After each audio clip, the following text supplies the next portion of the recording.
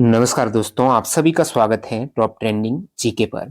देखिए, आप सोच रहे होंगे, बोल तो सर रहे हैं लेकिन इमेज में मैम थंबनेल पर मैम का फ़ोटो है। तो फर्स्ट टाइम यहाँ पर मैम को आपके समक्ष इंट्रोड्यूस कर रहे हैं, जिसमें मैंने चेक किया जब इन्होंने क्लास भेजी और उनकी पहले भी मैं कहीं क्लास देखी है, तो बिल्कुल याद करने की गारंटी एक तरीके से मैम ले रही है। आपको तो केवल वीडियो देखना है, सारी चीज़ें अपने आप रिलेट होते हुए आपको याद होती चली जाएगी। मैं बात कर रहा हूँ रेलवे एग्ज़ाम 2024 की। टोटल आपकी 4 एग्ज़ाम्स फिलहाल नवंबर-दिसंबर में हुए हैं और जीके, जीएस के जिसमें आपका polity, history, art and cultures हो गया, जियोग्राफी है, इकोनॉमिक्स है, बुक्स उत्तर है, ये सभी से मोस्ट क्वेश्चंस रिपीटेड होते हैं और इनसे संबंधित आपके जितने भी सवाल पूछे गए हैं, वो यदि आपका रिव्यू आज अच्छा रहा तो फर्दर मैम कंटिन्यू करेगी, तो आप बताना कमेंट सेक्शन में कैसी लगी आपको क्लास। तो आपको सबसे पहले मैं थोड़ा क्लास का ओवरव्यू दे देता हूँ। एक्चुअली यहाँ पर 841 जीके जीएस के क्वेश्चंस, जिसमें आपने देखा जो सेंसस वाले क्वेश्चंस के ऑलरेडी मैंने एक वीडियो डाली थी, जो सारे क्वेश्चंस पूछे गए हैं रेलवे एग्जाम्स 2024 में। जब रेलवे एग्जाम में 2024 की बात कर रहा हूँ ना, जीके जीएस का पोर्शन केवल पूछा गया आपके आरपीएफ एसआई में और आरआरबी जेई में। बाकी जो एएलपी का एग्जाम है और टेक्नीशियन का एग्जाम है, इन दोनों में जो जीके जीएस की बात हो रही थी उसमें केवल करंट के सवाल पूछे गए थे। और करंट की आपने वो ई बुक देख ली होगी जिसमें एक्स्ट्रा फैक्ट सहित आप सभी को अवेलेबल कराई गई थी, आप हमारे ऐप से भी देख सकते हो। अभी यहाँ पर ये क्लास रहने वाली बुक्स एंड ऑथर की, इस प्रकार करके टोटल लगभग 10 के आसपास यहाँ पर आप देख पा रहे हो अलग अलग सेक्शनल वाइज क्वेश्चंस का विवरण है। ये पूरी आपकी क्लासेस कंटिन्यू रहेगी और एनटीपीसी एग्जाम से पहले यहाँ पर कंप्लीट हो जाएगी। तो आप रिव्यू यहाँ पर कमेंट सेक्शन में बताना कैसी लग रही है आपको क्लास। बाकी फिजिक्स, केमिस्ट्री और बायोलॉजी की क्वेश्चंस की ऑलरेडी आपको एक्स्ट्रा फैक्ट से डिटेल में ये वीडियो बनाया हुआ है।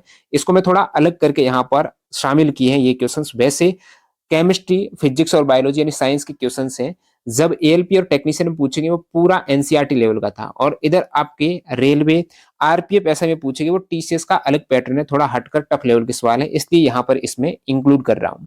बाकी पूरी साइंस यहाँ पर अलग से कवर की जा रही है। आपको बता दूं, यदि आप आने वाले ग्रुप डी एग्जाम को फोकस कर रहे हो तो हमारा ऐप आ चुका है। इसमें ये सारी पीडीएफ, ये जो अभी वीडियो देख रहे हो ना, उसकी भी नोट्स वाले सेक्शन में फ्री में पीडीएफ ऑलरेडी डाल दी गई है, वो आप देख लेना। और ये क्लास में आप ट्रिक्स देखेंगे तो वाकई में लगेगा कि काफी बेहतर चीजें आपको देखने को मिलेगी। और इस बीच यहाँ पर आप रेलवे में साइंस ग्रुप डी हो गया, विशेषकर फोकस करें ग्रुप डी को, और पूरी एनसीईआरटी से रिलेटेड साइंस का पूरा कोर्स यहाँ पर पहली बार इस टाइप से बता रहा हूँ। कंटेंट कहीं मिल जाए ना तो कोर्स पूरा फ्री है। ये ऐप पर अभी आ चुका है कोर्स, आप ले सकते हो, जिसमें इस टाइप से कंटेंट रहने वाला है। 6 से 10 तक पूरी एनसीईआरटी आपकी रहेगी, जिसमें पूरा थ्योरी वगैरह फैक्ट सारा कवर रहेगा। और क्लास 9-10 के एडवांस लेवल के प्रत्येक चैप्टर वाइज एग्जाम्पल के क्वेश्चंस, रेलवे 2024 में जितने भी एग्जाम्स में साइंस के सवाल पूछे गए हैं वो सभी क्वेश्चंस अपन एक्स्ट्रा फैक्ट सहित और चैप्टर वाइज है। ग्रुप डी 2018-22 में सारे शिफ्टों के चैप्टर वाइज क्वेश्चंस है, यानी एक ही चैप्टर के 5 वीडियो में आपका पूरा डिटेल में इतना रिवीजन हो जाएगा, आपको वापस कहीं देखना ही नहीं पड़ेगा और उनका पीडीएफ दोबारा मिल जाएगा। नोट्स नहीं बनाना, पूरा रेडीमेड सारी चीजें मिलने वाली है, आपको तो बस प्रैक्टिस और रिवीजन करना है।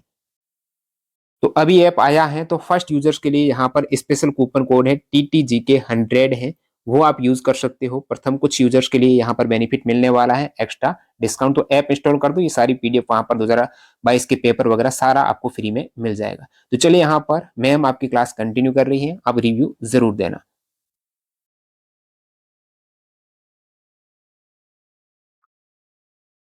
Hello everyone, welcome to top trending GK. Friends, जैसे कि आपको पता है कि टॉप ट्रेंडिंग जीके पर रेलवे पीवाईक्यू सीरीज चल रहा है। उसी सीरीज को कंटिन्यू करते हुए हम आज बुक्स एंड ऑथर कवर करने वाले हैं, आरपीएफ, एसआई और आरआरबी जेई के क्वेश्चन के साथ। मेरा नाम है अनुपमा और इसी सीरीज को मैं आपको कंटिन्यू करवाऊंगी। बारी बारी से हम इसमें सारे टॉपिक को देखेंगे, मीन सारे सब्जेक्ट को देखेंगे। यहाँ से एक एनालिसिस भी कर सकते हैं इस टेबल से आप कि बुक्स एंड ऑथर से किसमें कितने सवाल पूछे गए हैं, मीन्स आरआरबी एसआई में कितने सवाल पूछे गए हैं और जेई में कितने पूछे गए हैं।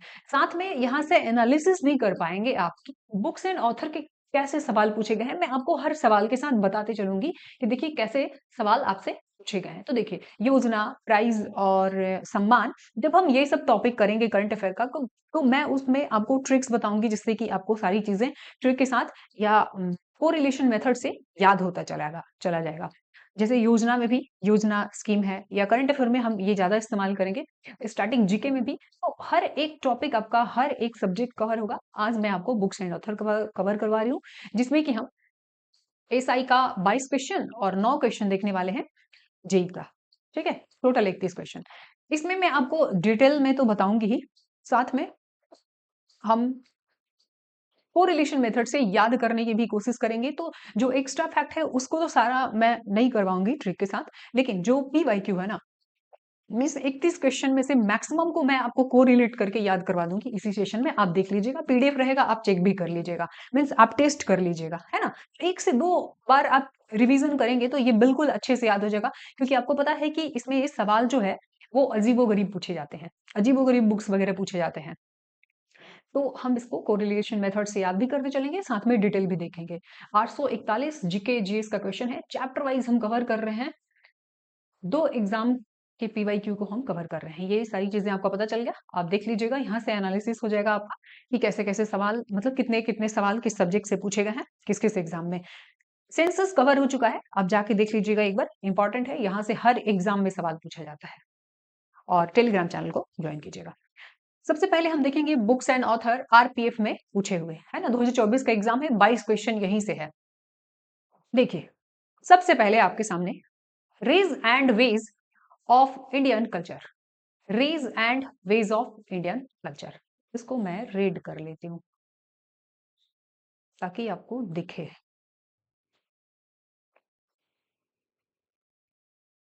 चलिए, हो गया। Rays and ways of Indian culture पुस्तक किसने लिखी है? रोमिला थापर, डीपी दुबे, झुम्पा लाहिड़ी, गायत्री सिन्हा। देखिए, यहां तो आपको आंसर दिया हुआ है कि डीपी दुबे जो है इस बुक के राइटर है, ठीक है। लेकिन इस ऑप्शन में चार ऑप्शन में से एक तो आंसर हो गया, लेकिन ये जो 2 आपको लेखक दिख रहे हैं, झुम्पा लाहिड़ी हो गई, महिला है, और रोमिला थापट, ये इतने इंपॉर्टेंट है कि लगभग सारे एग्जाम में इनसे सवाल पूछे गए हैं, इनके बुक से सवाल पूछे गए हैं, तो इसको भी हम देखेंगे, ठीक है। जैसे Ashoka the end end Ashoka का end and the decline of Mauryas, एक बुक है इनका, है ना।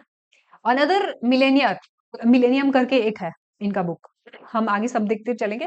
झुम्पा लाहिड़ी का द नेम शेक याद रखिएगा, the name shake, the name, sorry, the name shake, अभी मैं याद भी करवाऊंगी आपको, द नेम शेक और the low land, low land याद रखिएगा, लो लैंड, ठीक है। तो ये तो हो गया। अच्छा, यहां देखिए, डीपी दुबे याद कैसे रखिएगा, rays and ways of Indian culture, यहाँ पे इंडियन कल्चर दिख रहा है ना। अब इंडियन कल्चर के बारे में सबसे ज्यादा जानकारी किसको होती है? आप देखेंगे कि जो ब्राह्मण होते हैं ना, उनको होती है। थोड़ा सा रिलेट कीजिएगा आप अपने अनुभव से, और मैं हर बार ट्रिक जो बनाती हूँ वो आपके अनुभव से जुड़ा हुआ रहता है, ताकि आपको याद नहीं करना पड़े। जैसे ही आपके सामने ऑप्शन दिखे, आपका जो कई सालों का अनुभव है, जो समाज में आप सोसाइटी में देखते आ रहे हैं, उसके साथ झट से रिलेट हो जाए। जैसे आप देखते हैं कि कोई भी आपके घर में पूजा पाठ हो, या फिर कोई भी धार्मिक कार्य हो, या फिर कोई भी उत्सव होता है, तो उसमें किसको बुलाते हैं? है ना, एक छोटा सा सत्यनारायण भगवान का कथा भी कहना है तो हम पंडित जी को बुलाते हैं। क्यों बुलाते हैं? तो ये दुबे जी कौन है? ब्राह्मण ही तो है, ब्राह्मण ही तो है ना। तो हमारे इंडियन धार्मिक कल्चर या फिर इंडियन कल्चर के बारे में सबसे ज्यादा किसको पता है? अभी तो हम क्या करते हैं कि ब्राह्मणों से ही किसी भी चीज की जानकारी लेते हैं, किसी भी भाई कैसा दिन चल रहा है, आज का दिन कैसा है, कोई भी शुभ काम करना है तो करना चाहिए या नहीं, तो आप ऐसे रिलेट कीजिए, क्योंकि आप भी पूछते होंगे, आपके भी घर में जो गार्जियन है वो कोई भी अच्छा काम करने से पहले ब्राह्मण से पूछते होंगे कि कौन सा अच्छा दिन है, थोड़ा बता दीजिए हमको। आपके अनुभव में भी ये चीज है। तो क्या हो जाएगा, इंडियन कल्चर के बारे में सबसे ज्यादा जानकारी किसको होती है? तो ब्राह्मण को होती है, यानी कि ब्राह्मण, ये दुबे मिश्रा, ये किसका टाइटल है? ब्राह्मण का ही तो है। बस इसके साथ रिलेट हो गया। अब आपको लगेगा ये क्या फालतू ट्रिक है ना। लेकिन देखिए, अगर इस बुक को कोई इस एग्जाम से पहले इसी हिंट के साथ पढ़ के गया होता, तो ये ऑप्शन मैंने तो नहीं रखा है, एग्जाम में था, तो इस हिंट के साथ भी अगर ये बुक याद किए होते एग्जाम से पहले, तो आप बताइए कि यहाँ पे जो 3 ऑप्शन है उसमें दुबे जी को कितने आसानी से आप फाइंड आउट कर लेते, है ना। तो ये छोटे-छोटे आपके जो हिंट है ना, कि आपको एग्जाम में काफी हेल्प करने वाला है। तो rays and ways of Indian culture किसका है? डीपी दुबे का है, ठीक है। याद रखिएगा, इंडिया अनदर मिलेनियम किसका है? इंडिया अनदर मिलेनियम, और आपका अशोका का end and the decline of, यहां देख लीजिए एक बार, डिक्लाइन ऑफ आपका मौर्यास, ये सब देखिए।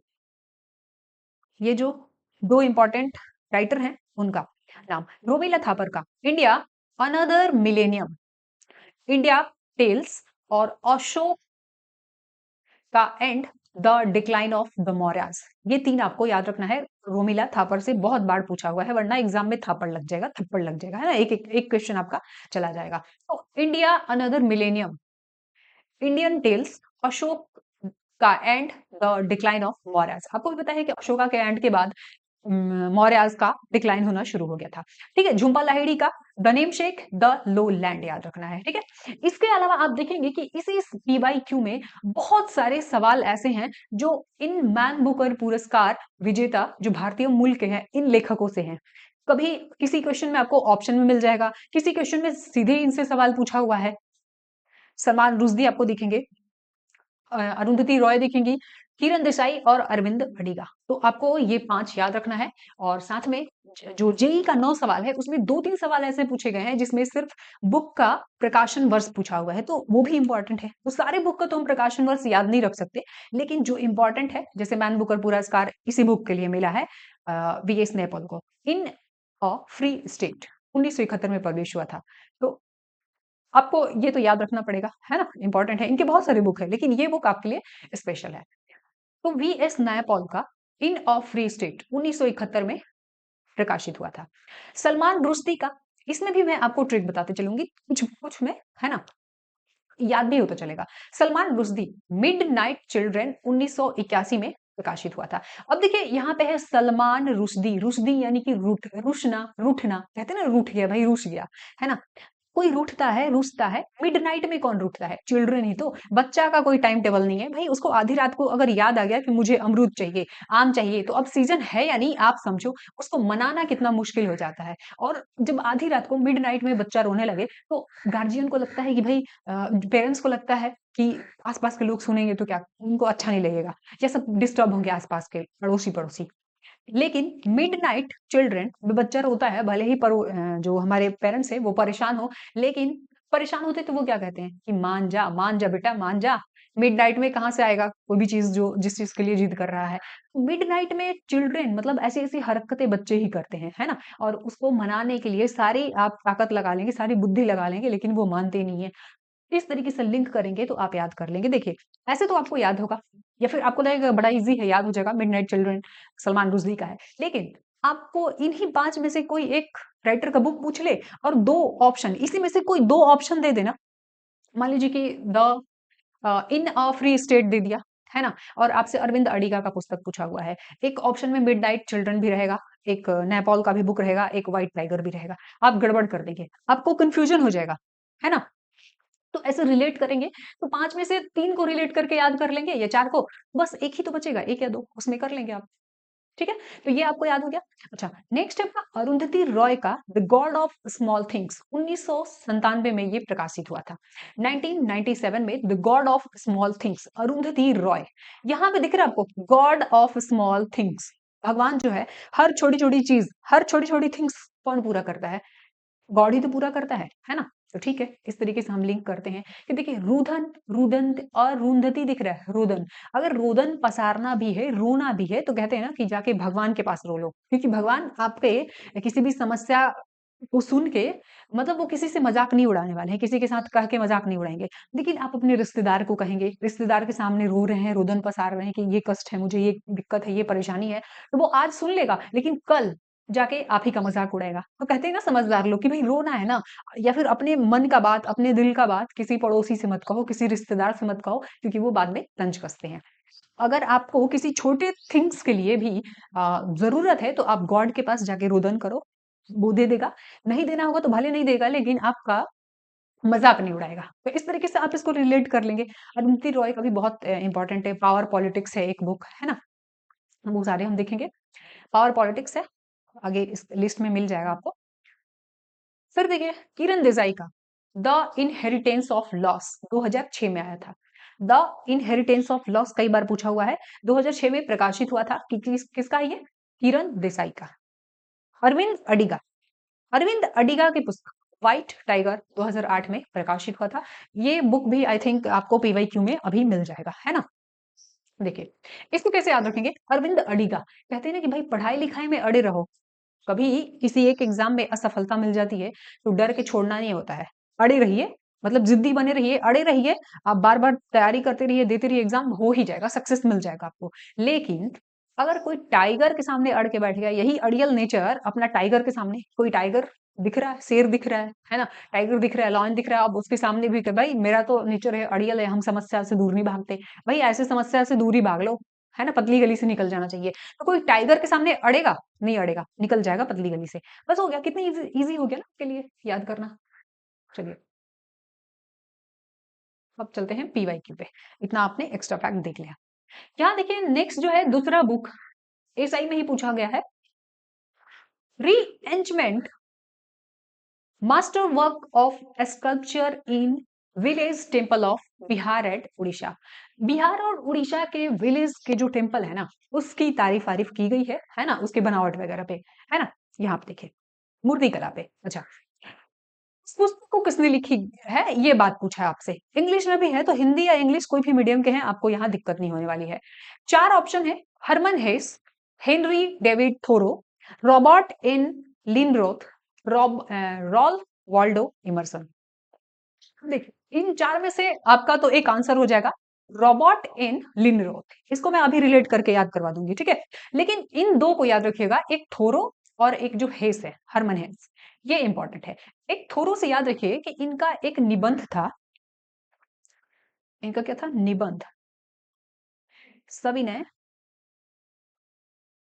अवज्ञा, है ना। सविनय अवज्ञा इनका एक निबंध था, और इन्हीं से प्रेरित होके, थोरो के विचार से ही प्रेरित होके गांधी जी, मतलब इनके विचार से काफी प्रेरित थे, और इन्हीं से प्रेरित होके सविनय अवज्ञा आंदोलन चलाया था। आप कमेंट करके बता दीजिएगा कि सविनय अवज्ञा आंदोलन कब हुआ था, किस वर्ष हुआ था। ठीक है, इजी क्वेश्चन है, थोड़ा कमेंट भी करते रहिए ताकि एंगेजमेंट बढ़ा रहे, है ना, मतलब आप भी थोड़ा बिजी रहे। थोरो का ये याद रखेगा, निबंध आपसे सविनय अवज्ञा पूछ लेगा। ठीक है, ये तो थोरो हो गए। हरमन हेस की हम बात करें तो इनका आप देखेंगे कि 3 उपन्यास इनके इंपॉर्टेंट है। सिद्धार्थ, ये उपन्यास है तो याद रखिएगा, एक तो सिद्धार्थ हो गया, स्टेपेन वुल्फ हो गया, मागिस्टर लूडी हो गया, ये 3 हो गया। अच्छा, इनको ऑप्शन में क्यों रखा है? और ऑप्शन में रखने का मतलब है कि कहीं ना कहीं जो पेपर शेड किया है उसके दिमाग में ये राइटर है ना, ये राइटर है, तो कभी आपसे इनसे भी सवाल पूछ लेगा, इसलिए हर ऑप्शन में भी बात करना जरूरी है। सारे ऑप्शन ही इंपॉर्टेंट होते, लेकिन जो इंपॉर्टेंट है उस पर हम डिस्कस करेंगे। देखिए ये साहित्य का नोबेल जीत चुके हैं, तो ऐसे आदमी से सवाल तो बनता ही है। और रेलवे आपको पता ही है कि आज का तो छोड़िए, वो सालों सालों मतलब गड़ा मुर्दा उखाड़ने का नेचर है इसके प्रश्न का, है ना, प्रश्न पूछने का यही नेचर है। तो हेसे जो है, हेस या फिर हेसे लिखा रहता है। 1946 में इनको साहित्य का नोबेल पुरस्कार मिला था। साहित्यकार थे तो नोबेल पुरस्कार तो साहित्य में ही मिलेगा ना इनको। अच्छा, यहाँ पे जो इनकी उपन्यास है ना, उसका विषय लिखा हुआ है कि किस बारे में इसमें इन्होंने चर्चा किया है, क्या लिखा है इन्होंने। देखिए, जो सिद्धार्थ है उसमें ओरिएंटल धर्म और मिथक पर उन्होंने अध्ययन को दर्शाया है। उनके अध्ययन, जो उन्होंने ओरिएंटल धर्म और मिथक से संबंधित जो अध्ययन किया है उसको इसमें रखा गया है, मतलब उस पे इसमें चर्चा किया गया है।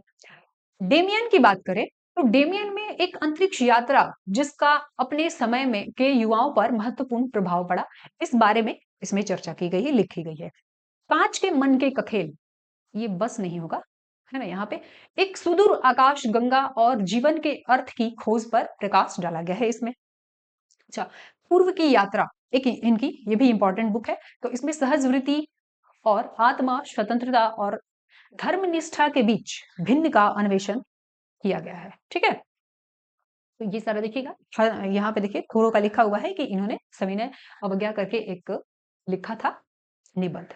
चलिए नेक्स्ट बुक पे चलते हैं। अच्छा, इसको ये तो हम नहीं, इसको रिलेट नहीं किया है। देखिए, आपने हर साल सुना होगा कि जब भी यूपीएससी का रिजल्ट आता है ना, तो लोग कहते हैं यूपीएससी, किसी और स्टेट से आपको टॉपर दिखे या ना दिखे, हर 2-1 साल के गैप में आपको यूपीएससी का रैंक 1, रैंक 2, मतलब 10 में आपको बिहार का बच्चा दिख जाएगा, हर साल दिख जाएगा। और रैंकर आपको हर 2-3 साल में दिख जाता है ना। अभी पिछले साल शुभम कुमार थे, है ना। और पिछले साल भी 2 लड़कियां थी, 2 नंबर पे एक बक्सर साइड की एक लड़की थी। तो उसी से हम रिलेट करते हैं। री एंचमेंट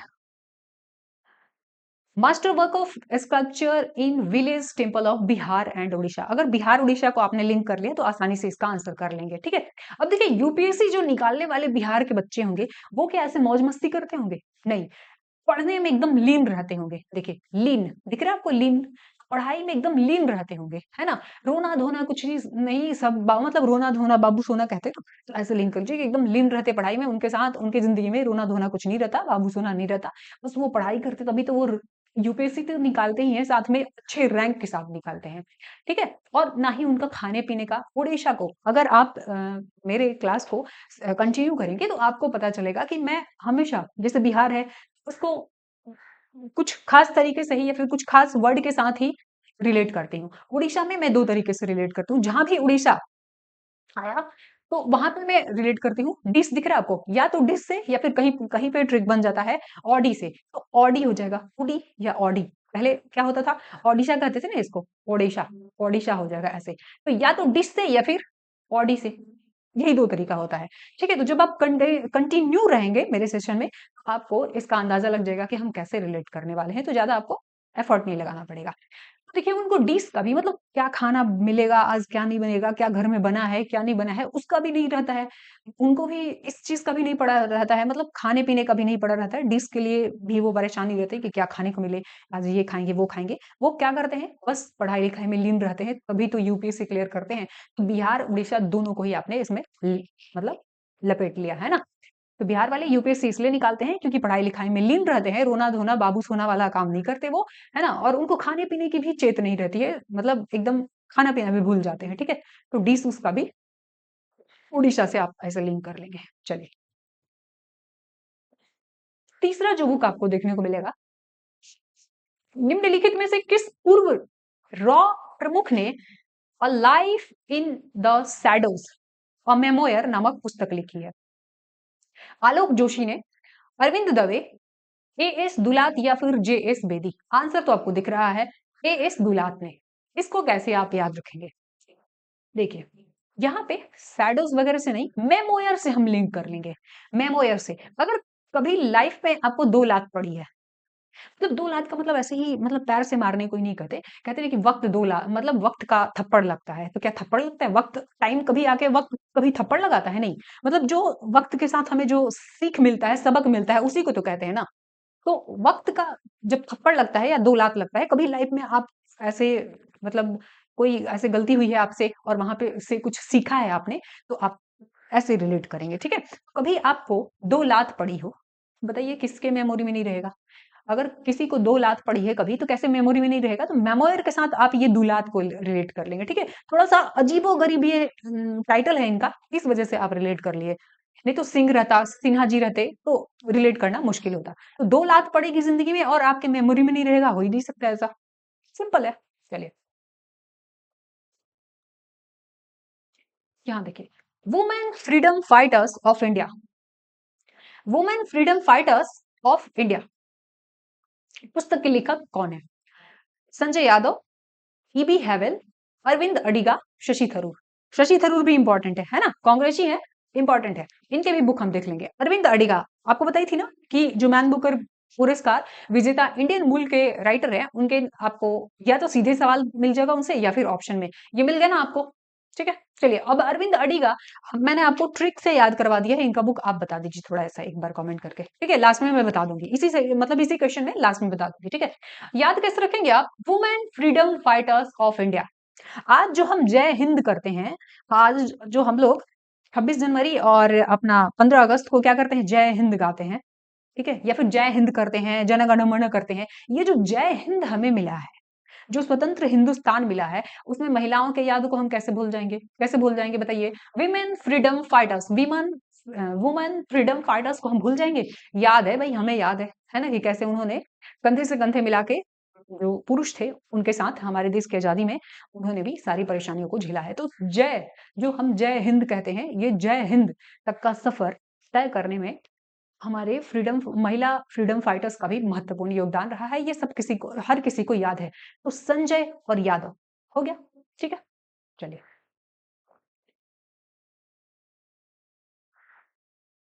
नेक्स्ट है 5वां नंबर, निम्नलिखित में से किस वर्ष में a brush with a brush with life and autobiography लिखी गई है। मतलब a brush with life and autobiography ये किसके द्वारा लिखी गई है? सॉरी, लिखी गई थी किस वर्ष? ये किसके द्वारा लिखी गई है ये तो बाद में बात करेंगे हम, है ना। ये देखिए सतीश, इसके जो राइटर हैं वो हैं सतीश सतीश गुलजार गुलजार, ठीक है, सतीश गुलजार हैं। इनकी बुक कब प्रकाशित हुई थी? जैसे आपको पहले ही बताया था मैंने कि प्रकाशन वर्ष भी पूछा हुआ है किताब का। तो अ brush with life and autobiography किसकी लिखी हुई है? 1997 में प्रकाशित हुई थी सतीश गुलजार की, है ना, सतीश गुलजार की। चलिए हम थोड़ा सा देख लेते हैं कि इनके बारे में क्यों पूछा, मतलब ये क्यों पूछा गया है। अच्छा, ऑप्शन में आपने देखा था अरविंद अडिगा, अरविंद अडिगा का द व्हाइट टाइगर मिल गया ना, 2008 में ये प्रकाशित हुआ था और इस उपन्यास के लिए उनको क्या मिला था? मैन बुकर पुरस्कार मिला था। अच्छा, ये बुक जो है हमारे भारतीय सामाजिक आर्थिक जो प्रणाली है, आर्थिक प्रणाली है, सामाजिक आर्थिक जो सब्जेक्ट है ना, इसके बारे में उन्होंने व्याख्या की है। मतलब सामाजिक आर्थिक भेदभाव को उन्होंने इस बुक में उजागर किया है। तो ऐसे बुक के सब्जेक्ट भी आपको याद होने चाहिए, ठीक है। इसके अलावा देखिए इनके जो बुक है अरविंद अडिगा जी का बिटवीन द असैसिनेशन, याद रखिएगा प्रकाशित हुआ था 2008 में ही, है ना। इसके द व्हाइट टाइगर के साथ ही ये भी प्रकाशित हुआ, मतलब इसी साल प्रकाशित हुआ था। Between the assassination, last man in tower, ये कब हुआ था? 2011 में। सिलेक्शन डेज, ये कई बार पूछा हुआ है, याद रखिएगा, है ना। सिलेक्शन डेज कई बार पूछा हुआ है, ये कब हुआ था पब्लिश? तो पब्लिश हुआ था 2016 में। और एमनेस्टी कब हुआ था? 2020 में। तो selection days, amnesty, last man in tower, between the assassination और द व्हाइट टाइगर किसका है? अरविंद अडिगा का, अरविंद अडिगा का, ठीक है। चलिए अब शशि थरूर, वहां पे ऑप्शन में देखा था आपने, तो शशि थरूर भी देख लेते हैं हम। शशि थरूर की बात करें तो महत्वपूर्ण इनकी बुक है, एक तो आपको याद रखिएगा $5 फाइव $5 स्माइल, एक इंपॉर्टेंट है ये। साथ में why I am a Hindu, why I am a Hindu, कांग्रेसी हैं और ये ऐसा ऐसा बुक लिखते हैं कि खतरनाक वाला, मतलब क्या एक विवाद छिड़ जाता है। तो why I am a Hindu, Nehru Nehru the invention of India, the great Indian novel, novel नहीं होगा, novel, novel, the battle of belonging और $5 स्माइल। इसी के साथ आपको याद रखना है कि जो हमारे चेतन भगत है उनके बुक में आपको एक हिंट याद रखना है, नंबर जरूर होगा, है ना, नंबर जरूर होता है, तो आपको याद रखना है। कभी हम उनका डिस्कस करेंगे तो आपको बता दूंगी मैं। देखिए जो हम पढ़ रहे थे कि अ ब्रश विथ लाइफ किसने लिखी है, तो सतीश गुलजार ने लिखी है, ठीक है। अच्छा, इस बुक को पूछने के पीछे जो रीजन है वो आप देख सकते हैं, मतलब क्यों खास है, क्यों ऐसे रैंडमली उठाया होगा इस बुक को, कुछ तो देखा होगा ना। तो देखिए सतीश गुलजार जो है ना, इनको भारतीय, मतलब भारत का लियोनार्डो दा विंसी कहा जाता है। जिसे जो लियोनार्डो थे उनको वो मैथमेटिशियन भी थे, इंजीनियर भी थे, चित्रकार भी थे, है ना, मल्टी टैलेंटेड थे। तो ये भी मल्टी टैलेंटेड है, तो इसी वजह से इनको भारत का लियोनार्डो दा विंची कहा जाता है। तो कभी आपसे ये पूछ लेगा कि भारत का लियोनार्डो दा विंची किसको कहा जाता है, तो किसको कहा जाता है? सतीश गुलजार को। और गुलजार किया भी था इन्होंने, पूरा माहौल बदल के रख दिया था भाई। ये भारतीय चित्रकार तो थे ही, मूर्तिकार भी थे, वास्तुकार भी थे और भित्ति चित्रकार भी थे, साथ में लेखक तो हैं ही, ठीक है। तो याद रखिएगा भारत का लियोनार्डो दा विंची किसको कहा जाता है? जो मल्टी टैलेंटेड होगा, है ना। तो सतीश गुलजार को अ ब्रश विथ लाइफ 1997 में पब्लिश हुआ था। देखिए इसको कैसे आप रिलेट कर सकते हैं, यहाँ पे ब्रश दिख रहा है, ब्रश, अच्छा वहां से कर रहे हैं तो आपको ये दिख जाएगा, वहां पे दोनों दिखेगा एक साथ, तो मैं आपको रिलेट कर दूंगी। देखिए यहाँ पे दिख रहा सतीश, 30 में आपको हिंट दिख रहा है 30 का। आपके दांत कितने होते हैं? यहाँ पे दिख रहा है ब्रश, यहाँ क्या दिख रहा है आपको? ब्रश, ब्रश दिख रहा है। ब्रश कितना होता है? ब्रश से क्या करते हैं? टीथ साफ करते हैं, दांत को साफ करते हैं ना, दांत, दांत साफ करते हैं। दांत कितना होता है? 30-32 ही तो होता है ना, 32 होता है, लेकिन सबका कहाँ होता है? तो 30-32 के साथ आप रिलेट कर लेंगे कि नहीं। ब्रश से क्या साफ करते हैं आप? दांत, और दांत 30-32 दिख रहा है आपको? 37, 37 हो गया। सबके 30 दांत नहीं होते, 32 नहीं होते हैं, बस हो गया। तो 1997 में लियोनार्डो दा विंची, भारत का लियोनार्डो दा विंची किसको कहा जाता है? तो सतीश गुलजार को। अगला आप देखेंगे कि मास्टरपीस ऑफ विजयनगर आर्ट किसने लिखी है? Doctor V Ganapati Sthapati, Pranab Chandra Roy, doctor Sindagi Rajashekhar, R K Narayan. आप देखेंगे ये गणपति का आगे एक पुस्तक भी पूछा हुआ है ना, डॉक्टर वी गणपति स्थपति है। अच्छा, विजयनगर, इसको हम विजयनगर से रिलेट करेंगे। देखिए विजयनगर बना कब था? मोहम्मद बिन तुगलक के टाइम में, जब दिल्ली सल्तनत में ये राजा था। दिल्ली सल्तनत सल्तनत दिल्ली सल्तनत में जब मोहम्मद बिन तुगलक का शासन चल रहा था, तो उसी वक्त हरिहर और बुक्का ने, हरिहर व बुक्का, है ना, संगम वंश के थे ये, है ना। संगम वंश कहा जाता है, इनके वंश का नाम संगम कहा जाता है, क्योंकि ये इन्होंने अपने पिता के नाम पे इस वंश का नाम रखा था। ठीक है, तो विजयनगर साम्राज्य की स्थापना हरिहर और बुक्का ने किया था। इसी को संगम वंश कहा जाता था। संगम, सुलू, कुलू, अरविडो, ये 4 वंश जो है यहाँ पे शासन करी थी। तो ये क्रम भी पूछा जाता है, याद रखिएगा। 1336 ईस्वी में, 1336 ईस्वी में हरिहर और बुक्का ने इसकी स्थापना करी थी, विजयनगर की। अच्छा, तो जब इन्होंने स्थापना करी थी, तो इनका राज्याभिषेक हुआ होगा कि नहीं? मतलब राजा तो कौन बनेगा? यही बनेगा ना, जो स्थापना करेगा, जो स्थापित करेगा साम्राज्य को। तो विजयनगर की स्थापना जो किया होगा, उसका राज्याभिषेक तो हुआ होगा। राज्याभिषेक तो उसका भी हुआ होगा, राज्याभिषेक हुआ होगा ना। तो यहाँ पे आप लिंक कर लिया कि नहीं आसानी से। बस एक बार आप क्या कीजिए, इसको एक बार देखने के बाद ही आप जाइए पीडीएफ को देखिए और वहां से आंसर करने की कोशिश कीजिए कि आपको याद हो रहा है या नहीं। ठीक है, तो विजयनगर का जो संस्थापक होगा उसका भी तो राज्याभिषेक हुआ होगा, सीधे साधे तरीके से हुआ होगा। तो बहुत बड़ा साम्राज्य एक ही बार नहीं स्थापित हुआ था। ठीक है, छोटा ही राज्य था दक्षिण भारत का। ठीक है, बहमनी और ये आसपास में ही है, दोनों में हमेशा वो तकरार भी रहता था, जो जैसे अड़ोसी पड़ोसी से होता है ना, वैसे ही।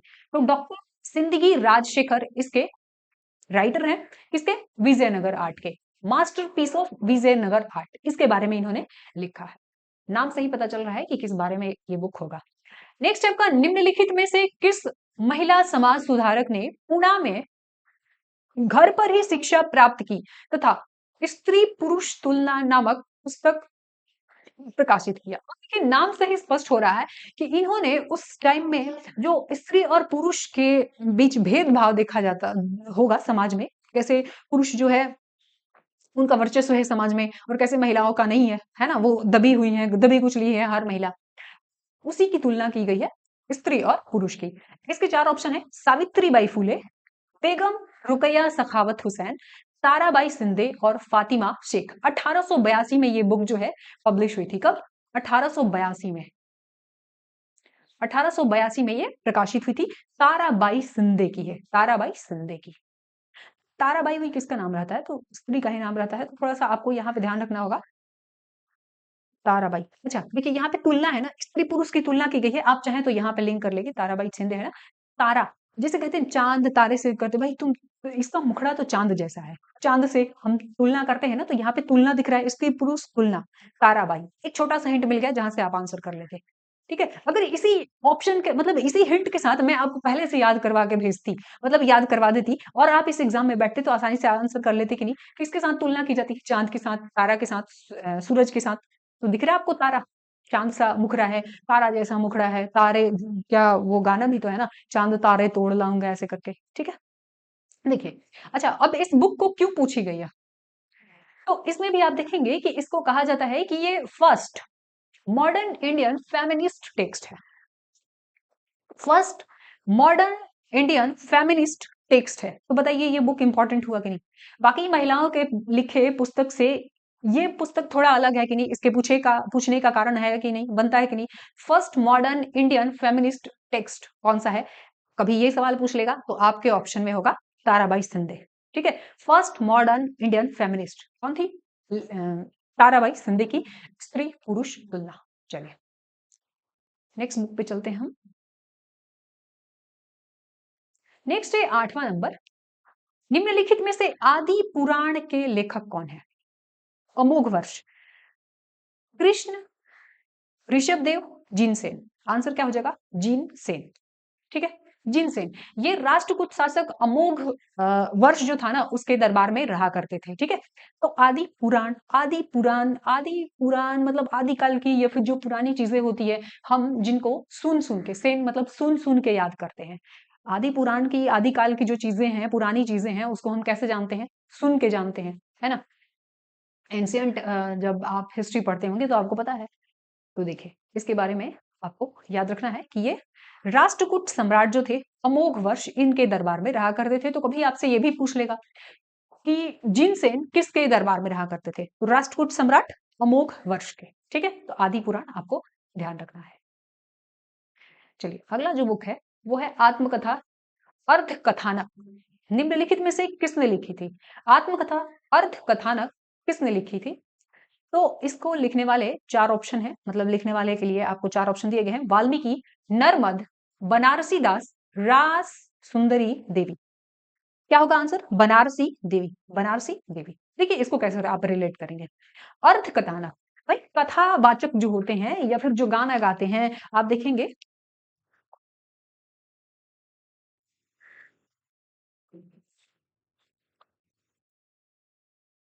थोड़ा-सा चार्ज ऑन कर दी। जैसे जो कथावाचक होते हैं, उनको लगातार बोलना पड़ता है, या फिर आपने घर में देखा होगा, घर में आपके एक शादी वगैरह है, तो महिलाएँ जो गीत गाती हैं, बारात या तिलक में, है ना? खूब गाली गाती हैं जम के, चिल्ला-चिल्ला के। उसके बाद क्या होता है, उनका गला बैठ जाता है, आवाज़ नहीं निकल पाती है, तो वो क्या कहते हैं, "भई एक पान ला दो तो, पान ला दो, बनारसी पान।" भई पान खाएँगी तो वो उनका गला साफ हो जाता है। तो अर्धकथानक, जो कथावाचक होते हैं, उनका गला बैठ जाएगा। गला बैठ जाएगा तो वो क्या माँगेंगे? भई कथावाचक हैं, बहुत पैसा कमाते हैं ये लोग, है ना? कथावाचक, एक-एक कथावाचक एक-एक स मतलब जो कथावाचन करने जाते हैं, तो बड़ा बहुत ज़्यादा-ज़्यादा पैसा लेते हैं। तो ऐसे याद रखना है, भई वो आम पान क्यों खाएँगे? तो ये बनारसी पान खाएँगे। तो आपको यहाँ से एक छोटा-सा हिंट मिल जाएगा, जो कथावाचक हैं, वो कथा कहते हैं तो उनका भी तो गला बैठता होगा, तो क्या खाते होंगे? बनारसी पान खाते हैं, ठीक है? बनारसी पान खा के ये अपना गला साफ करते हैं। हो गया? आप में से हर कोई होगा, जिससे उनके घर की महिलाएँ ज़रूर एक बार कही होंगी कि जाओ एक पान लेके आओ भई, गला बैठ गया है, थोड़ा खा लेंगे। चलिए, 10वां नंबर बुक है, निम्नलिखित में से किसने सिग्निफिकेंस ऑफ विमानन एंड गोपुरम पुस्तक लिखी है? सिग्निफिकेंस ऑफ विमानन एंड गोपुरम पुस्तक के लेखक कौन है? निकेतन आनंद गौड़ है कि शशि थरूर है? यहाँ पे शशि थरूर आ गए। रोमिला थापड़ आपको याद करवाई थी ना, रोमिला थापड़ आ गई, ठीक है? तो देखिए इंपॉर्टेंट है, आपको बताई थी कि गणपति स्थपति से भी एक सवाल पूछा हुआ है, तो वहां ऊपर आपने देखा ऑप्शन में थे और यहाँ पे आपका यही आंसर हो जाएगा, ठीक है? इसको कैसे रिलेट करेंगे? यहाँ देखिए, विमानन क्या होता है और गोपुरम क्या होता है? जो दक्षिण भारत की मंदिर होती है ना, दक्षिण भारत का जो द्रविड़ शैली का मंदिर होता है, उसमें आप देखेंगे कि जो विशाल दरवाजा होता है मंदिर का विशाल दरवाजा, विशाल दरवाजा या प्रवेश द्वार, दरवाजा या प्रवेश द्वार लिख लीजिए। एक सेकंड, प्रवेश द्वार, विशाल प्रवेश द्वार किसका? मंदिर का। अच्छा, मंदिर का प्रवेश द्वार को कहते हैं गोपुरम। अच्छा, ये विमानन क्या होता है? जो मंदिर का गर्भगृह होता है ना, उसके शिखर को कहते हैं विमानन, विमानम, है ना? अच्छा, तो विमानम और गोपुरम ये दोनों किस चीज से जुड़ा हुआ है? धर्म से, मंदिर से, है ना? और मंदिर किसका हो सकता है? मंदिर मतलब भगवान ही होंगे ना, तो यहाँ पे गणपति दिख रहे हैं आपको, छोटा सा हिंट है, लेकिन आपके लिए याद करना कितना मुश्किल हो गया। अच्छा, आपको ऐसे डिस्क्रिप्टिव आंसर तो लिखना नहीं है कि जुबान पे होनी चाहिए बुक का नाम और उसके राइटर का नाम, आपको सामने सवाल भी दिखेगा और सामने ऑप्शन भी दिखेगा, झट से आंसर कर लीजिएगा। तो बताइए, विमानन और गोपुरम शब्द आप मंदिर में पढ़ते हैं ना, जब मंदिर का कला पढ़ेंगे आप, तब आप देखेंगे। तो यहाँ पे गणपति दिख गए, मंदिर के साथ आसानी से रिलेट कर लेंगे जब आपको पता होगा कि विमानन और गोपुरम शैली क्या है। तो ये जो दक्षिण भारत की मंदिरें हैं, वो आपको द्रविड़ शैली में, द से दक्षिण, द से द्रविड़ याद रखिएगा, द से दक्षिण, द से द्रविड़, ऐसे भी पूछता है। उत्तर भारत की किस शैली में है, आप बता दीजिएगा कमेंट करके, ठीक है? बस हो गया, कितना ईजी था ना, लिंक करना है इसको। अच्छा, निम्नलिखित में से किसने द पैलेस ऑफ इल्यूजन्स लिखी है? राजीव मल्होत्रा, चित्रा बनर्जी, दिवाकरुणी, अरविंद अडिगा या फिर गायत्री सिन्हा। देखिए, ऑप्शन आंसर दिया हुआ है, फिर भी आप सोच रहे होंगे कि मैं ऑप्शन क्यों पढ़ रही हूँ। यही दिखाने के लिए कि अरविंद अडिगा आपको दिख गए, पहले आपको शशि थरूर दिखाई थी और एक कौन दिखे थे, मतलब सारे ऑप्शन में आपको जो इंपॉर्टेंट राइटर्स है इंडिया के, वो आपको दिख जाएंगे। यहाँ पे अरविंद अडिगा दिख गए, लेकिन इसका आंसर ये नहीं होगा। द पैलेस ऑफ इल्यूजन्स किसका है? चित्रा बनर्जी का है, चित्रा बनर्जी का लिखा हुआ है। देखिए, अगर आपको पता होगा कि अरविंद अडिगा की कोई ऐसी बुक नहीं है, तो आप ये ऑप्शन तो काट देते तुक्का, है ना? अब इस 3 में आपको खेलने का मन करता, खेल लेते, कभी पढ़े होंगे तो जरूर एक दो एलिमिनेट कर लेते हैं। ऐसे कोई तुक्का तो नहीं मारता कि कभी पढ़ा नहीं है, चलो ऐसे तुक्का लगा लेते हैं। जब आप पढ़े होते हैं कभी थोड़ा बहुत, तभी आप तुक्का लगाते हैं, ठीक है? तो चित्रा बनर्जी। अब देखिए यहाँ पे पैलेस उलेस दिख रहा है, पैलेस, है ना? अब पैलेस हो बड़ा सा, राजा का कोई पैलेस वगैरह बनाएंगे तो उसमें चित्र उत्र तो पहले यही तो होता था ना, पहले ये एशियन पेंट थोड़ी चलता था, तो उसपे चित्र वगैरह बनेगा ही। पैलेस पे क्या होगा, पैलेस की खूबसूरती बढ़ाने के लिए उसका डिजाइन वगैरह क्या होगा, मतलब उसको सजाने के लिए क्या किया जाएगा, तो पैलेस पे क्या बनेगा, चित्र बनेगा। तो चित्रा बनर्जी होगी, है ना? चित्र बनाओ भाई, चित्र बना जी, चित्र बना जी, पैलेस को सजाने के लिए चित्र तो बना जी, राजा साहब पूछेंगे। चलिए अब थोड़ा सा हम चित्र इनका बैनर्जी का देख लेते हैं कुछ इंपॉर्टेंट बुक। अच्छा, अर्धकथानक ये ऑटोबायोग्राफी था। देखिए अर्धकथानक क्यों पूछा गया था आपसे, क्योंकि ये बनारसी दास ने इसको लिखा था, और फर्स्ट ऑटोबायोग्राफी इन हिंदी है, ये याद रखिएगा। पहला ऑटोबायोग्राफी है इन हिंदी, इसको माना जाता है अर्धकथानक, तो याद रखिएगा। कथावाचक की का जब गला बैठ जाता है तो क्या करते हैं, बनारसी पान मंगाते हैं। और ये क्यों पूछा था, क्योंकि ये फर्स्ट ऑटोबायोग्राफी इन हिंदी कहा जाता है, ठीक है? चित्रा बनर्जी का याद रखिएगा, sister of my heart, queen of dreams, साथ में before we visit the goddess, one amazing things, the palace of illusions. ये 5 आपको बुक याद रखने हैं। किसका है, चित्रा बनर्जी का है। एक पैलेस वाला तो हमने रिलेट कर दिया आपको, है ना? और दो देखिए ड्रीम्स और थिंग के साथ है। अच्छा, ये इसका नहीं कर सकते, ठीक है? कभी हम बुक एंड ऑथर करेंगे तो ऐसे देख लेंगे। अरविंद अडिगा आपने देखा था वहां पे, चलिए एक बार फिर से रिवाइज करवा देती हूँ। अरविंद अडिगा, बताइए, टाइगर आ जाए आपके सामने तो अड़ेंगे, पतली गली से निकल जाएंगे, और चालाकी भी इसी में है। तो 2008 में ये प्रकाशित हुई थी। भारत के सामाजिक आर्थिक भेदभाव को उजागर करता है, जो आर्थिक प्रणाली है उसमें सामाजिक आर्थिक भेदभाव को उजागर करता है। बिटवीन द एसेसिनेशन कब हुआ था, पब्लिश 2008 में। Last man in tower published in 2011। Selection days किसका है, 2016 में प्रकाशित हुआ था अरविंद अडिगा का। एमनेस्टी 2020 में प्रकाशित हुआ था, ठीक है? चलिए अब यहां देखिए, अब हम आते हैं 12वें नंबर पे। 11 में बहुत सारी बुक आपको याद हो गए होंगे, ठीक है? चलिए, कहानी पुस्तक द एंड ऑफ इमेजिनेशन के लेखक कौन है? प्रसन्ना कुमार आचार्य, अरुंधति रॉय, पेमा दुर्जी, शशि थरूर। कौन है बताइए? प्रसन्ना कुमार आचार्य हैं कि अरुंधति रॉय? यहाँ पे दिख गई आपको, इसलिए पहले ही बता दी ताकि जब भी हम अभी ऑप्शन में देख रहे हैं तो फिर से एक बार रिवाइज हो जाएगा, फिर आगे दिखेगा तो फिर से रिवाइज हो जाएगा, इसी सेशन में आपका 2 बार 3 बार रिवाइज हो जाएगा। तो द एंड ऑफ इमेजिनेशन किसका है, किसने लिखी है? ये लिखे हैं अरुंधति रॉय का, आपने पहले देखा भी है ना? The end of imagination. इसके अलावा एक याद रखिएगा, क्या था, पावर पॉलिटिक्स, है ना? पावर पॉलिटिक्स याद रखिएगा। The God of small things, जिसके लिए इनको मैन बुकर पुरस्कार मिला था, तो the God of small things हो गया, है ना? भगवान से छोटी छोटी चीजें तो मांगते हैं, भगवान से छोटी छोटी चीजें मांग लेते हैं, है ना? रोना हो छोटी छोटी चीजों के लिए भी तो रोदन पसार लेते हैं भगवान के सामने, लेकिन पड़ोसी और रिश्तेदारों के सामने नहीं, क्योंकि वो एक दिन मजाक उड़ाएंगे हमारा, ठीक है? यहाँ पे भी देखिए ऑप्शन में दिख गया आपको शशि थरूर। अरुंधति रॉय हो गया। अब चलिए थोड़ा अरुंधति रॉय को हम यहाँ पे एक बार रिवाइज कर लेते हैं। देखिए एक बुक इनकी आजादी भी है, यही दिखेगा कहीं। अच्छा, ये तो दिख गया, आजादी। द एंड ऑफ इमेजिनेशन हो गया, एक सेकेंड, ठीक है? The end of imagination, the shape of the beast, conversation with Arundhati Roy. दूसरा, माई सेडिशियस हार्ट, ये पूछा हुआ है, याद रखिएगा इसको। My seditious heart, collected non fiction. War talk, power politics, walking with the comrades, एक दक्षिण भारत की कॉमरेड फिल्म है, तो याद रखिएगा। रश्मिका मंदाना की बहुत अच्छी फिल्म है ना? मतलब मुझे अच्छा लगा, आप जाके देख सकते हैं एक बार। आप कॉमरेड से लिंक कीजिए, जो भी आपने जिंदगी में अनुभव किया है, जो भी चीजें आपने सीखी है, याद है, आपकी मेमोरी में है, उसका इस्तेमाल हम याद करने में करेंगे, है ना? कोरिलेशन मेथड में करेंगे तो याद हो जाएगा। अगर आप में से कोई भी कॉमरेड फिल्म देखा है तो आपको जरूर उसके कुछ सीन याद आ रहे होंगे। कॉमरेड, कॉमरेड, है ना? कॉमरेड, तो ये किसकी है? अरुंधति रॉय की है। अच्छा, the algebra of infinite justice, the algebra of infinite justice, the doctor and the saint, the Ambedkar, Gandhi debate, ठीक है? ये भी इनके लिखी हुई बुक है।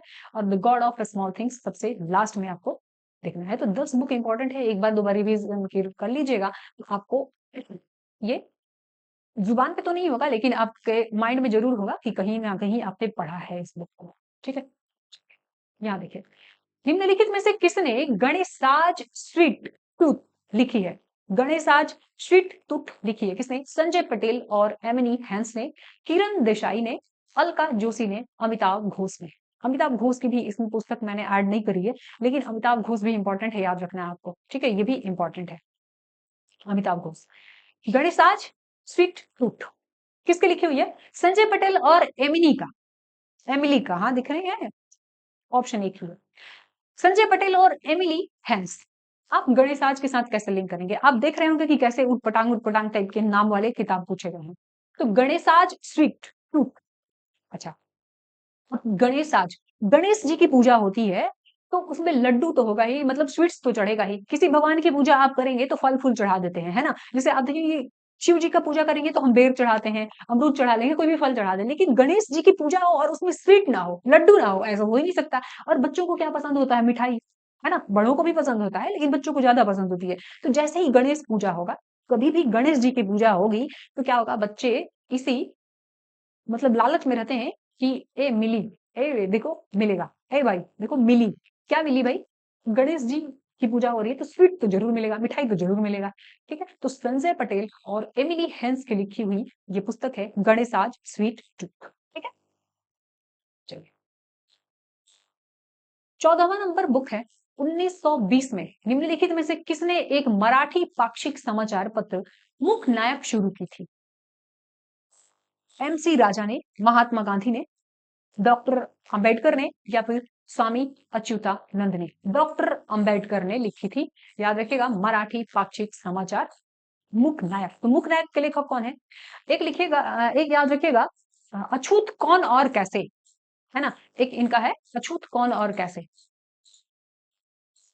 अछूत कौन और कैसे, इनका एक याद रखिएगा, अछूत कौन और कैसे। अंबेडकर का हो जाएगा। महात्मा गांधी के बता दीजिए, experiment with truth, experiment with truth सबको पता है ना, तो एक्सपेरिमेंट विथ ट्रूथ हो गया। इनका क्या? अछूत कौन और कैसे। और एक याद रखिएगा मुख नायक, तो मुख नायक किसका है? अंबेडकर जी का है। अछूत कौन और कैसे, ठीक है, इसमें तो कुछ बताना है नहीं, ये आप याद रखेंगे। महाभाष्य ग्रंथ की रचना निम्नलिखित में से किसके द्वारा की गई थी? महाभाष्य ग्रंथ की रचना हाल ने की थी, बाणभट्ट ने की थी, पतंजलि ने की थी, या फिर पाणिनि ने की थी? तो इस बुक की रचना पतंजलि ने की थी। पतंजलि ने क्या किया था? भाष्य की रचना की थी, महाभाष्य की। अच्छा, महाभाष्य की, ठीक है। अच्छा, अब इस पे ना पता है आपको, एक भाष्य लिखा गया था, इस पे भाष्य लिखा था भर्तृहरि ने, भर्तृहरि ने लिखा था, है ना? तो उसका नाम हो गया महाभाष्य दीपिका, महाभाष्य दीपिका उसका नाम हो गया। तो दोनों को रिलेट कर लीजिएगा, एक महाभाष्य हो गया और जो इस पे टिप्पणी लिखी थी, जो भाष्य लिखा था भर्तृहरि ने, तो क्या हो गया? ये महाभाष्य, महाभाष्य दीपिका। कभी आपसे पूछे कि महाभाष्य दीपिका के लेखक कौन है, तो ये है भर्तृहरि है। ठीक है, तो महाभारत, भारत से भर्तृहरि, सॉरी, महाभाष्य, भाष्य, भ से भाष्य, भ से भर्तृहरि, और भर्तृहरि का क्या हो जाएगा? महाभाष्य दीपिका। चलिए, निम्नलिखित में से किसने द इनहेरिटेंस ऑफ लॉस लिखी है? बताइए, मैंने आपको याद करवाई ना शुरू में ही, है ना? किसका था ये? किरण देसाई का, किरण देसाई का the inheritance of loss, the inheritance of loss. कैसे करेंगे आप? Inheritance of loss. लाइफ में किसी भी चीज का लॉस होता है, कोई भी लॉस हो गया, है ना? मतलब बिजनेस में लॉस हो गया, एग्जाम में 2-4 क्वेश्चन का लॉस हो गया, लाइफ में कभी भी लॉस होगा तो हम किसके पास जाते हैं? देसाई, साई के पास जाते हैं, साई के पास, साई भगवान के पास जाते हैं हम, दूसरे के पास कहाँ जाएंगे? दूसरा मजाक उड़ाएगा। साई भगवान के पास जाएंगे, साई भगवान, साई देवता के पास जाएंगे, भगवान तो नहीं, साई देवता के पास जाएंगे, तो साई के पास जाएंगे, साईं गुरु के पास, साईं गुरु लिख दूं, क्या लिख दूं? तो साईं के पास जाएंगे। अगर लाइफ में कभी भी लॉस हो तो कहते हैं कि गरीबों के मसीहा है। ये क्या है? गरीबों के मसीहा है, गरीबों के, गरीबों के मसीहा।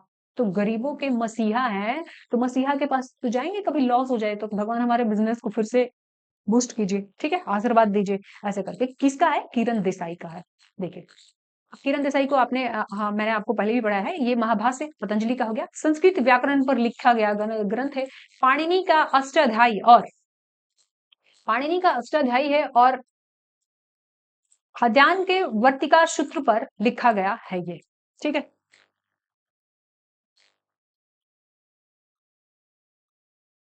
खाद्यान्न नहीं होगा यहाँ पे,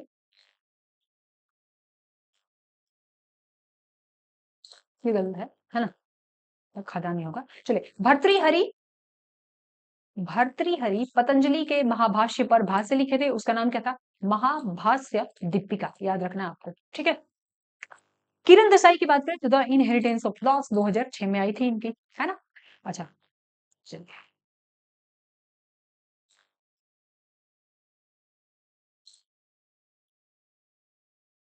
कहानी पुस्तक डॉलर बहू निम्नलिखित में से किसने लिखी है? डॉलर बहू किसने लिखी है बताइए?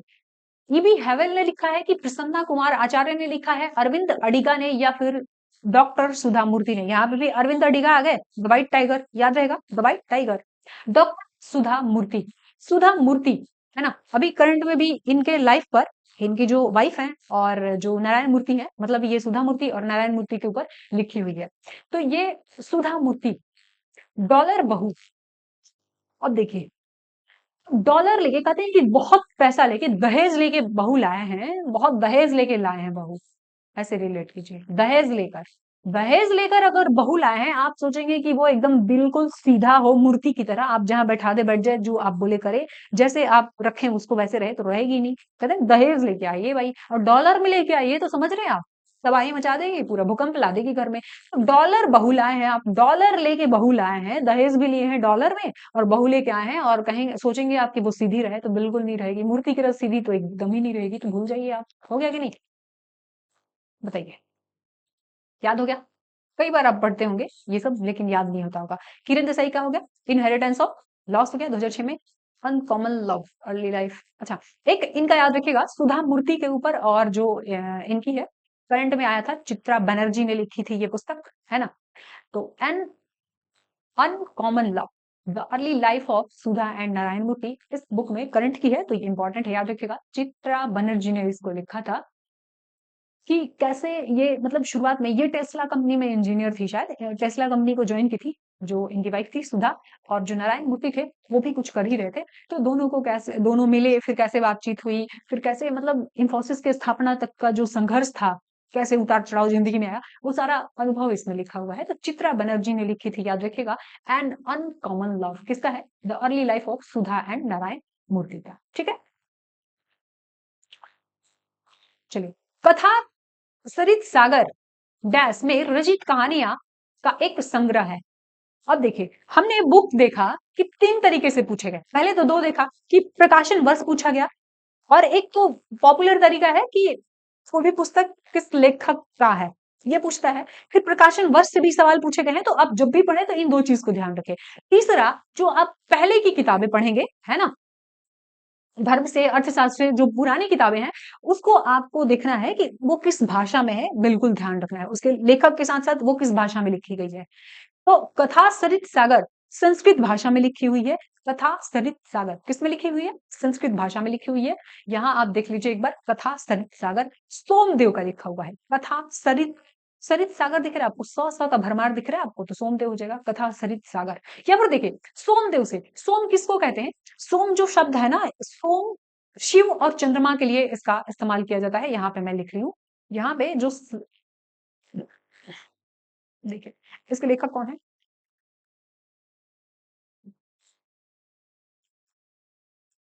सोम, बस यहाँ से याद रखिएगा, सोम। अब सोम किसको कहते हैं? चंद्रमा को भी कहते हैं, चंद्रमा को, या फिर शिव को भी कहते हैं। अब शिव जो होते हैं, कहते हैं ना, इन पे जल चढ़ाया जाता है, तो कहते हैं ना, किसी को सागर से जल लेके आएंगे तो सागर के साथ आप शिव को जोड़ लेंगे, है ना, क्योंकि कहते हैं भाई जा शिव जी पे 1 लोटा जल डाल के आओ। और किसी भगवान पे जल डालने को नहीं कहते, कहते कि पूजा कर लो किसी भगवान की। लेकिन शिव जी पे जल चढ़ाने को कहते हैं कि भाई जाओ 1 लोटा जल डाल के आओ शिव जी पे। जल कहाँ से लाएंगे? सागर से ही आएगा ना, मतलब सागर, सोर्स तो सागर ही है ना। तो ऐसे करके आप लिंक कर लेंगे कि सागर से जल लेके आओ, शिव पे डालो, तो शिव के साथ आप ये लिंक करेंगे तो आपको यहाँ पे सोमदेव याद रहेगा। ठीक है, स से सोमदेव, स से संस्कृत, देखिए कितना बढ़िया है। स से सरित, यहाँ पे सरित, सागर, सोम, संस्कृत दिख रहा है ना। चलो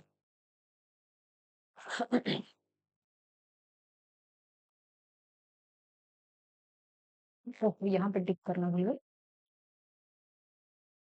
चलिए 19 नंबर है, अमर जीवन पुस्तक किस भाषा में लिखी गई है? अमर जीवन अंग्रेजी में, उर्दू में, बंगाली में, हिंदी में, किस में लिखी गई है? तो अमर जीवन जो है ये बंगाली में लिखी हुई पुस्तक है। अमर जीवन किस में लिखी हुई है? रस सुंदरी देवी के द्वारा बंगला भाषा में लिखा गया है। रस सुंदरी देवी, अमर जीबोन, अमर जीबोन। एक्चुअल में जो नाम है इसका अमर जीबोन ने नाम है। ठीक है, जब ऐसे लिखा रहता तो आप इसकी भाषा जरूर बता देते, क्योंकि ऐसे ही लग रहा है कि ये बंगाली भाषा में लिखा हुआ है। तो लेखक कौन है? रस सुंदरी देवी है इसके लेखक, रस सुंदरी देवी, सुंदरी देवी। ठीक है, रस सुंदरी देवी। अच्छा कैसे करेंगे इसको?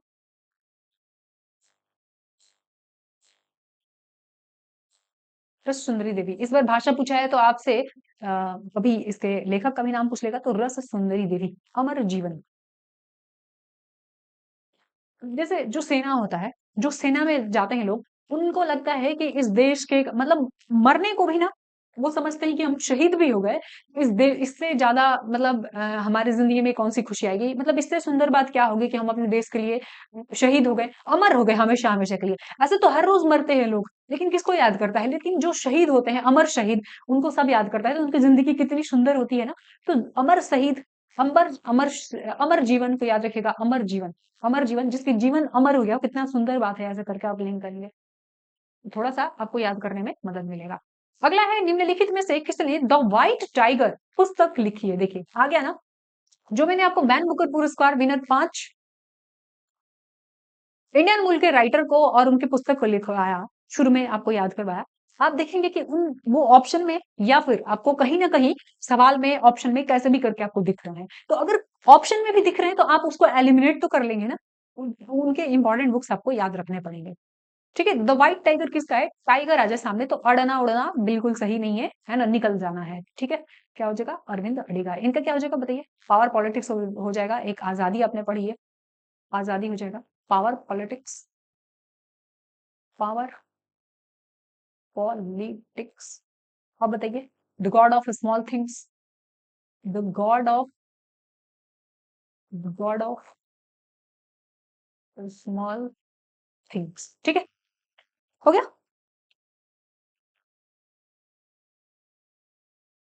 चलिए अगली जो पुस्तक है वो है द डिस्कवरी ऑफ इंडिया, किसने लिखी है? द डिस्कवरी ऑफ इंडिया, बताइए। इजी था, जिस भी शिफ्ट में पूछा गया था इजी था भाई, है ना। The glimpses of Indian history भी याद रखिएगा, किसका है? The glimpses of Indian history भी नेहरू जी का ही है। तो ये किसका है? जवाहरलाल नेहरू का। The glimpses of Indian history याद रखना आपको। चलिए अगला जो पुस्तक है वो मिलान करने का है, मतलब अगला क्वेश्चन है, मिलान कीजिए। यहाँ पे पाणिनि, पाणिनि के लेखक कौन है बताइए? पाणिनि के लेखक कौन है यहाँ पे?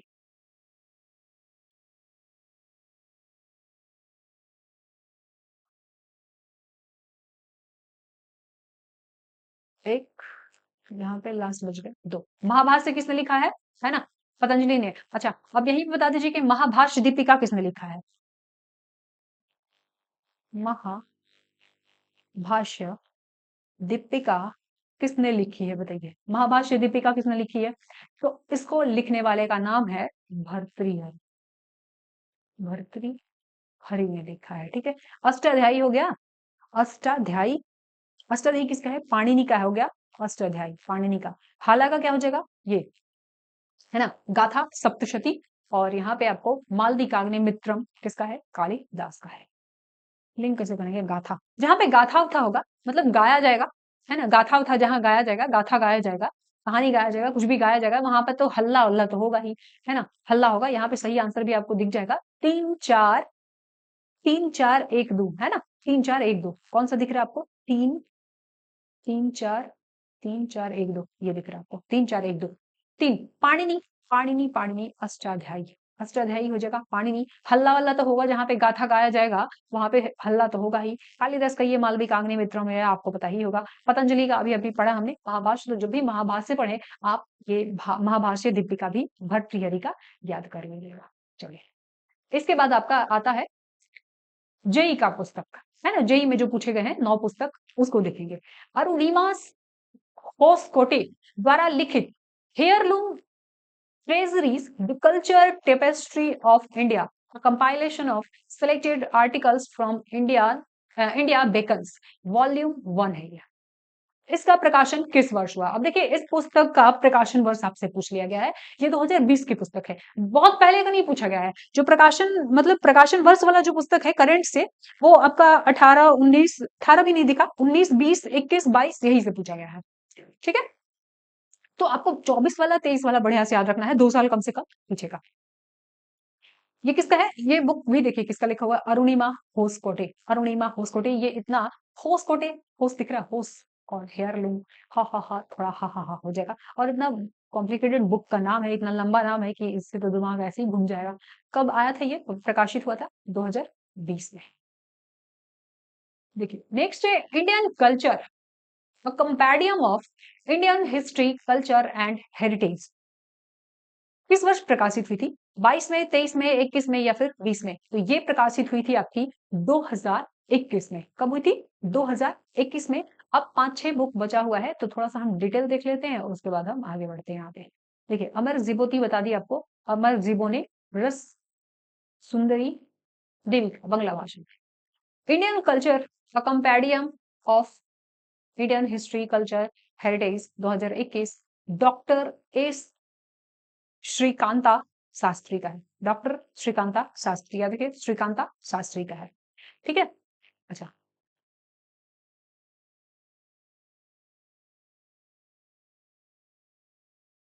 Reflection of Mughal art and culture, reflection of Mughal art and culture किस वर्ष प्रकाशित हुई थी? तो ये 2021 में हुई थी, रोडा करके इनका नाम है। 2021 कहाँ दिख रहा है? 2021 में प्रकाशित हुई थी। ठीक है, एक और देख लेते हैं, फिर हम दोनों का डिटेल देख लेंगे एक साथ।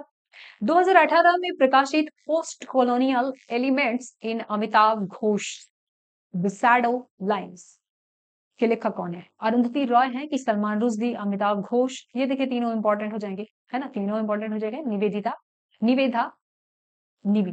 तो अगर आपने इन तीनों के बुक का लिस्ट 1-2 बार पढ़ा है तो आप ऐसे ही बता देंगे कि ऐसी कोई पुस्तक थी नहीं, है ना। इनकी क्या क्या पढ़ी आपने? आजादी पढ़ी, पावर पॉलिटिक्स पढ़ी, the God of small things पढ़ा। ठीक है, सलमान रुश्दी को बताइए, मिड नाइट चिल्ड्रन पढ़ा है आपने। ठीक है, तो इसका आंसर क्या हो जाएगा? निवेदा निवि, निवेदा निवि हो जाएगा। देखिए, Roda, Roda reflection on Mughal art and culture, Roda 2021 में प्रकाशित हुआ था। अरुंधति रॉय का आपको एक बार फिर से देख लेना चाहिए। द एंड ऑफ इमेजिनेशन एक याद रखेगा, 4 बुक यहाँ से आपको बोल बोल के याद करवा दी। एक आजादी हो गया, पावर पॉलिटिक्स हो गया, एक हो गया the end of imagination. The end of imagination ये डायरेक्ट पूछा हुआ था। द एंड ऑफ इमेजिनेशन, आजादी, उसके बाद the algebra of infinite justice, the algebra of infinite justice 1-2 बार पूछेगा। और एक ऐसे मोटा मोटी याद रख लीजिए कि एक अंबेडकर और गांधी से कुछ लिखा हुआ था, अंबेडकर और गांधी के बीच में जो डिबेट हुआ था उससे रिलेटेड कुछ लिखा हुआ है, तो आप हिस्ट्री पढ़ेंगे तब भी आपको इस घटना के साथ याद हो जाएगा। ठीक है, तो the end of imagination, the shape of the beast, conversation conversation with Arundhati Roy, My Seditious Heart, collected non-fiction, War Talk, Power Politics, Walking with the Comrade, The Algebra of Infinite Justice। सबका date नहीं पूछा जाएगा, but कुछ खास है जिसमें कि जैसे कोई अवार्ड वगैरह जीत गई है तो इससे पूछा जाएगा।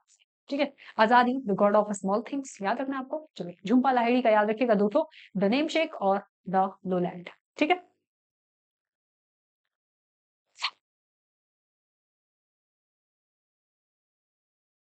क्या बताइए, 2019 में प्रकाशित fiction as history, the novel and the city in modern north India के लेखक कौन है? सलमान रुश्दी है कि झुम्पा लाहिड़ी है, वसुधा डालमिया है या फिर अरुंधति रॉय? 3 इंपॉर्टेंट आपको राइटर दिख गए। ठीक है, तो 2-3 तो आप सही आंसर ऐसे कर लेते अगर आपको इन फेमस राइटर के बुक अगर आपने 1-2 बार रिवाइज किया होता तो इसके राइटर कौन हो जाएंगे? वसुधा डालमिया, वसुधा डालमिया।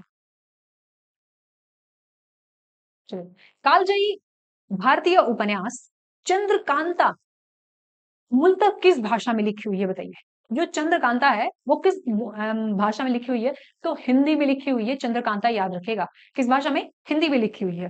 झुंपा लाहिड़ी का द नेमसेक, द लोलैंड, आपको ध्यान रखना है। देवकी नंदन खत्री जो है इन्होंने चंद्रकांता लिखा है। तो चंद्रकांता किसका लिखा हुआ है? देवकी नंदन खत्री का। ये महाकाव्य है, काल्पनिक हिंदी उपन्यास है। 1888 में यानी कि 1888 में ये प्रकाशित हुआ था। पहला आधुनिक हिंदी उपन्यास कहा जाता है। तो इसको अंडरलाइन कर लीजिए और ध्यान रख लीजिए। इस बुक का आपसे प्रकाशन वर्ष भी पूछ ले तो जायज है, मतलब पूछा जा सकता है। इसका ऐसे भी पूछ ले कि पहला आधुनिक हिंदी उपन्यास कौन सा था, तो देवकी नंदन खत्री का चंद्रकांता था, 1888 में प्रकाशित हुआ था। ठीक है, पहला आधुनिक हिंदी उपन्यास। अच्छा, शशि थरूर का एक बार देख लीजिए, why I am a Hindu, $5 smile. उसके बाद क्या था? The battle of belonging, the great Indian novel, naval नहीं, नॉवेल। अच्छा, नॉवेल है, कैसे लिखा गया? एक मिनट, ब्लैक से कर देती हूँ मैं। नॉवेल हो गया, ठीक है, नॉवेल हो गया। Nehru the invention of India, Nehru the invention of India, $5 smile. तो ये आपको 4, 5, 6 ये बुक पूछा हुआ है कई बार, याद रख लीजिएगा, ये इंपॉर्टेंट है। ठीक है, ये इंपॉर्टेंट है, ये आपको इंपॉर्टेंट याद रखना है। शशि थरूर का। और इसके साथ हमारा जो है आर्ट एंड कल्चर अब आगे शुरू होगा। तो एक दो बुक है देख लीजिए, कालजयी। तो यहाँ पे क्या हो जाएगा, ये किस भाषा में है? हिंदी भाषा। 7वां नंबर, 2011 में प्रकाशित द ग्रेट इंडियन नॉवेल के लेखक कौन है? शशि थरूर है, द ग्रेट इंडियन नॉवेल। एक आपने क्या पढ़ा? $5 स्माइल, स्माइल। एक बताइए क्या पढ़ा आपने? एक जल्दी से फटाक से, एक विक्रम सेठ भी इंपॉर्टेंट है, इनका भी बुक मैं अगले सेशन में करवा दूंगी। ठीक है, नागरकर यहाँ पे, अच्छा ये नहीं, ठीक है। चलिए इसका बताइए, एक और बताइए, why I am a Hindu, why I am a Hindu, why I am a Hindu, why I am a Hindu, why I am a Hindu, ये दो एटलीस्ट याद रखिएगा। ठीक है, तो क्या हो जाएगा इसमें? शशि थरूर। और एक द ग्रेट इंडियन नॉवेल हो गया, द ग्रेट इंडियन नॉवेल। 2013 में प्रकाशित सेगर ऑटोबायोग्राफी विद पेंटिंग के लेखक कौन है? तो इनके टाइटल में है आपको सेगर दिख रहा है, तो सेगर कहीं ढूंढ लीजिए, कहीं मिलेगा। डी राजा सेगर हो जाएंगे, डी राजा सेगर इसके हो जाएंगे। झुंपा लाहिड़ी, रश्मि, ये सलमान रुश्दी, यहाँ पे भी दिख गया आपको। 9वां और लास्ट सवाल था, प्रसिद्ध उपन्यास मिडनाइट चिल्ड्रन के लेखक कौन है? देखिए जेई में पूछा हुआ है, 1 नंबर आप ऐसे फ्री में ले जाएंगे, है ना। अब तो जुबान पे भी मतलब आ गया होगा आपका, मिडनाइट चिल्ड्रन। मतलब मिडनाइट में ऐसे जिद करने का काम, मिडनाइट में चिल्ड्रन ही मतलब ऐसे उठपटांग हरकत करेगा, बच्चा ही रोने गाने का। और उसको मनाने के लिए हर कोई परेशान हो जाता है कि मान जा बेटा, मान जा बेटा, लेकिन काय का माने, वो जिद पे अड़ा है ना, रूठ के बैठा हुआ है। क्या हो जाएगा? सलमान रुश्दी हो जाएगा, सलमान रुश्दी, है ना। अच्छा, इनका बताइए तो, why I am Hindu, why I am Hindu. उसके बाद $5 स्माइल, इनका क्या है? ट्रेन टू पाकिस्तान, याद रखिए, खुशवंत सिंह का कई बार पूछा हुआ है, ट्रेन टू पाकिस्तान। तो इस तरीके से हमने पूरे 31 क्वेश्चन बुक्स एंड ऑथर के कवर किए। कैसा लगा सेशन आप जरूर बताइएगा। नेक्स्ट आर्ट एंड कल्चर करवाऊंगी, और उसमें भी जहां तक पॉसिबल होगा मैं कोरिलेशन मेथड से आपको याद करवाऊंगी, क्योंकि जो रेलवे है बड़ा ही मुश्किल सवाल पूछता है, थोड़ा सा इसमें आपको हेल्प मिल जाएगी कोरिलेशन मेथड से, मीन ट्रिक से। तो कैसा लगा सेशन आप कमेंट करके जरूर बताइएगा, और चैनल को सब्सक्राइब करके बेल आइकन को प्रेस कर लीजिएगा। मिलते हैं अगले सेशन में। Thank you.